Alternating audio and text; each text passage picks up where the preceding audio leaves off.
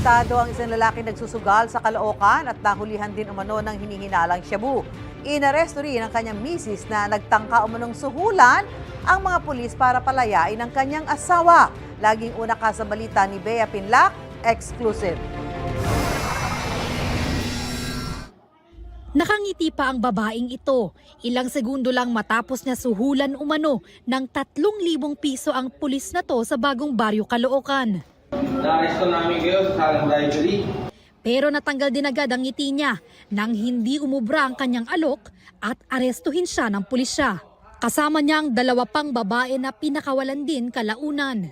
Tinanong natin tong ating pulis at sinabi niya nga na siya ay sinusuhulan o inopera ng certain amount para sa pag-release ng tao na involved sa drugs. At ang sabi pa ito daw ay turo ng isang kamag-anak niya na nasa government din. Kung meron man pong naaresto sa paglabag sa kung anumang batas, meron po tayong tamang proseso sa pagpiyansa. Ang inarestong babae, asawa ng 33 anyos na lalaki na nauna nang naaresto matapos mahuling naglalaro ng Caracruz at makuhanan ng umano'y illegal na droga na may tinatayang halaga na 59,000 pesos. Nakakuha tayo ng 2 sachet ng hinihilalang shabu. Ito ay nasa 5 grams at yung isa naman ay nasa 1.9 grams.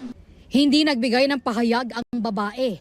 Ang asawa naman niya, aminadong matagal nang gumagamit ng illegal na droga. Dinipensahan din niya ang ginawa umanong panunuhol ng kanyang misis.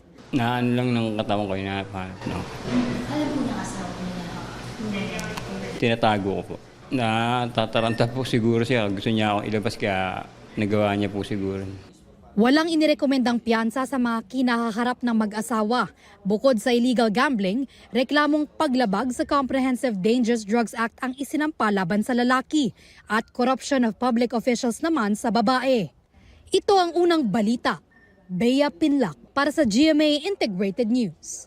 Gusto mo bang mauna sa mga balita? Mag-subscribe na sa GMA Integrated News sa YouTube at tumutok sa unang balita.